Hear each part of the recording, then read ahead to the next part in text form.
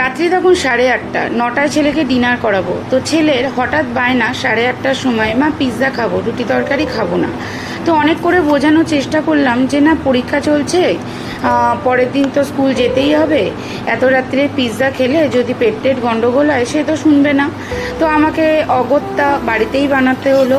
তো ছেলের আবদারে বানিয়ে ফেললাম আটা পিৎজা। এখানে আমি 1 থেকে 1.5 কাপ মতো আটা নিয়েছি, আর ঘরে থাকা কিছু সবজি, যেরকম কাঁচা একটা আলু নিয়েছি, একটা কাঁচা গাজর, ভালো করে আলু আর গাজরটাকে গ্রেট করে ভালো করে ধুয়ে নিয়েছিলাম, কিছু কুচনো পেঁয়াজ, কিছু চিলি ফ্লেক্স, কিছু অরগ্যানো, স্বাদ মতো নুন, আর স্বাদ মতো অল্প একটু মিষ্টি দিয়েছিলাম, আর দিয়েছি খাবার সোডা, আর একটুখানি জল দিয়ে খাবার সোডাটাকে অ্যাক্টিভ করে নিয়েছি, আর দিয়েছি 2টো ডিম দিয়ে ভালো করে ব্যাটারটা বানিয়ে 10-15 মিনিট মতো রেখেছিলাম।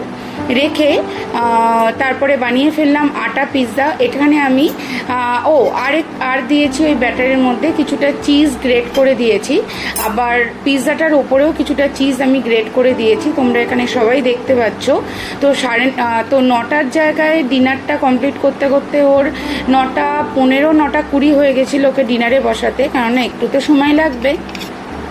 তো খুব চটজলদি এই পিৎজাটা বানানো যায়। তো তোমরা সবাই বাড়িতে এটা ট্রাই করে দেখতে পারো, আর যদি ভালো লেগে থাকে অবশ্যই কমেন্ট করো, লাইক করো, শেয়ার করো। Thank you to all of you.